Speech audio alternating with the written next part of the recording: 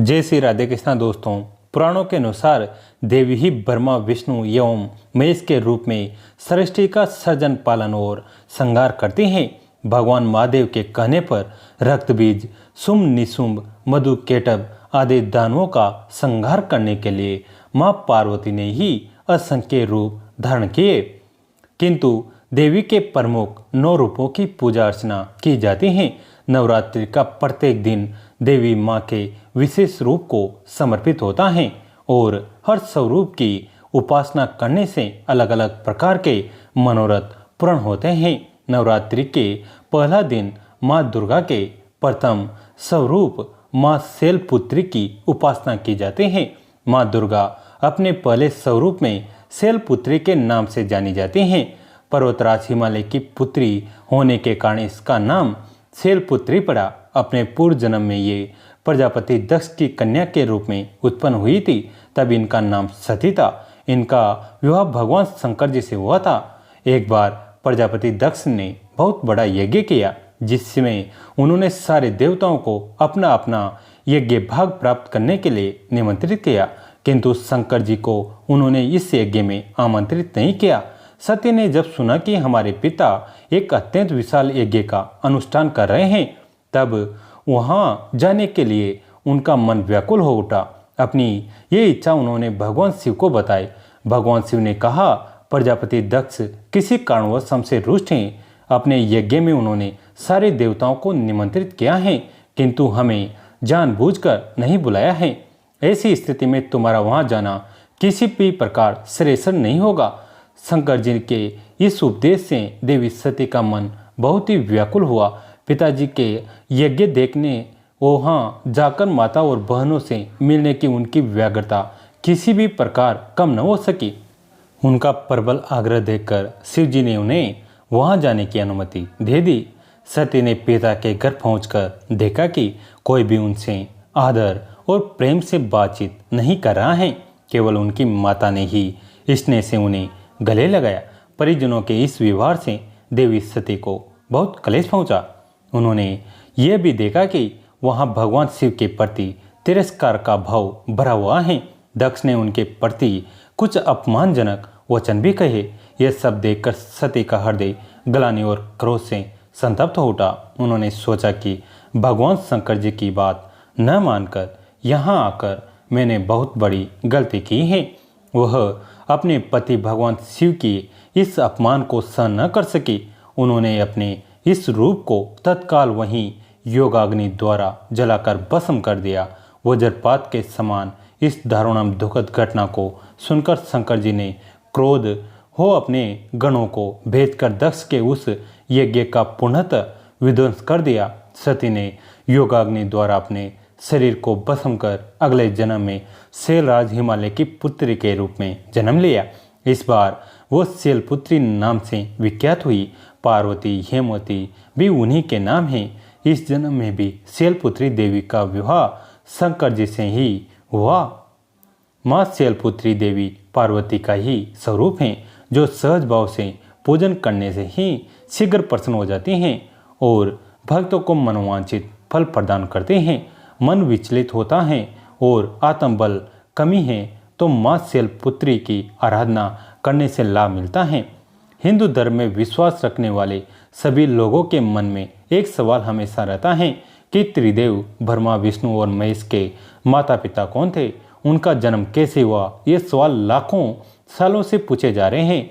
इस सवाल का जवाब अलग अलग धार्मिक कथाओं में अलग अलग मिलता है। इस वीडियो के जरिए मैं ये बताने जा रहा हूँ कि त्रिदेवों का जन्म कैसे हुआ, कौन उनके माता पिता थे। नमस्कार दोस्तों, डीएल कहानीकार में आप सभी का स्वागत है। ब्रह्मा, विष्णु और महेश के संबंध में हिंदू मानस पटल पर भ्रम की स्थिति है।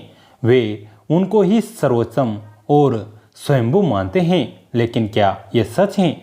क्या ब्रह्मा, विष्णु और महेश का कोई पिता नहीं है? वेदों में लिखा है कि जो जन्मा या प्रकट है वो कोई ईश्वर नहीं हो सकता।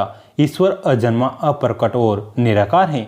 वास्तविक में त्रिदेव ब्रह्मा, विष्णु और महेश की कथा को भगवान शिव के भक्तों ने शिव को आधार बनाकर लिखा, तो भगवान विष्णु के भक्तों ने भगवान विष्णु को आधार बनाकर ग्रंथों में ऐसा कहा जाता है कि एक बार जब भगवान महादेव से पूछा गया कि आपके पिता कौन हैं, तो भगवान महादेव ने जगत गुरु ब्रह्मा का नाम लिया। और जब पूछा गया कि ब्रह्मा के पिता कौन हैं, तो उन्होंने भगवान विष्णु का नाम लिया। और जब उनसे पूछा गया कि भगवान विष्णु के पिता कौन हैं, उन्होंने कहा कि मैं स्वयं। लेकिन शिव पुराण के अनुसार ब्रह्मा ही सत्य हैं, वही परमेश्वर हैं।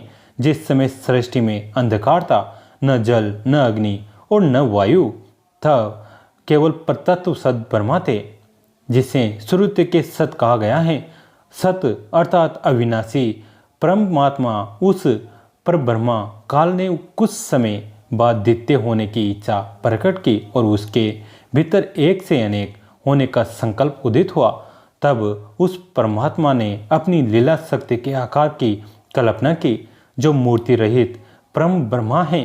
परम ब्रह्मा अर्थात एकाक्षर ब्रह्मा, और वह परम ब्रह्मा भगवान सदाशिव हैं। प्राचीन ग्रंथ उन्हीं को ईश्वर मानता है। सदाशिव ने अपने शरीर से शक्ति की सृष्टि की, जो उनके अपने अंग से कभी अलग होने वाली नहीं थी। वह शक्ति अंबिका कही गई। शक्ति की देवी ने ही लक्ष्मी, सावित्री और पार्वती के रूप में जन्म लिया और ब्रह्मा, विष्णु और महेश से विवाह किया था। उस काल रूप सदाशिव की अर्धांगिनी दुर्गा हैं। काल रूपी सदाशिव ने शक्ति के साथ शिवलोक नामक क्षेत्र का निर्माण किया। उस उत्तम क्षेत्र को आज काशी के नाम से जाना जाता है, जिसे मोक्ष का स्थान भी कहा गया है।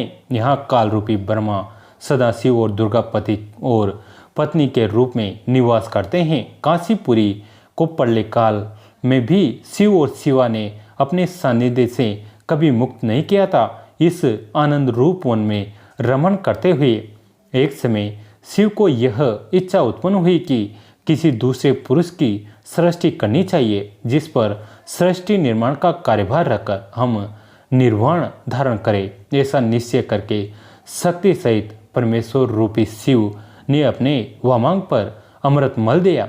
फिर वहां से एक पुरुष प्रकट हुआ। शिव ने उस पुरुष को संबोधित करते हुए कहा, वश व्यापक होने के कारण तुम विष्णु के नाम से जाने जाओगे। इस प्रकार शिव पुराण के अनुसार विष्णु के माता पिता काल रूपी सदाशिव और पराशक्ति दुर्गा हैं।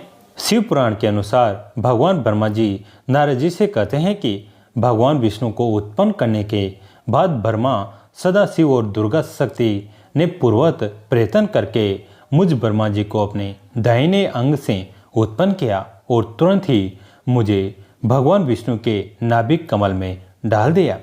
उस कमल से पुत्र के रूप में मुझ हिरण्यगर्भ का जन्म हुआ। ब्रह्मा आगे कहते हैं, मैंने उस कमल के सिवाय दूसरे किसी को जनक या पिता नहीं जाना। मैं कौन हूँ, कहाँ से आया हूँ, मेरा क्या कार्य है, मैं किसका पुत्र होकर उत्पन्न हुआ हूँ, किसने इस समय मेरा निर्माण किया है, इस संशय में पड़ा हूँ। इस प्रकार त्रिदेव ब्रह्मा, विष्णु और रुद्र इन देवताओं में गुण हैं और सदाशिव गुणातीत माने गए हैं। इसे यह सिद्ध हुआ है कि ब्रह्मा, विष्णु और महेश के जन्मदाता काल रूपी सदाशिव और दुर्गा हैं। ये बातें अनेक पुराणों में घुमा फिरा कर लिखी गई हैं, जिससे कि भ्रम की उत्पत्ति होती है। भ्रम को छोड़कर सभी पुराण और वेदों को पढ़ने की चेष्टा करें तो असल में समझ में आएगा। मनगढ़ंत लोग मानते हैं तो के आधार पर अधिकतर हिंदू सच को नहीं जानते हैं। दोस्तों, कैसी लगी आज की कथा कमेंट में जरूर बताइए। वीडियो को लाइक करें, चैनल को सब्सक्राइब करें, घंटी के बटन को दबाकर ऑल पर क्लिक करें। दोस्तों, इस कहानी को अपने दोस्तों के साथ, फैमिली के साथ शेयर जरूर करें। कहानी अंत तक सुनने के लिए आप सभी का तहे दिल से धन्यवाद।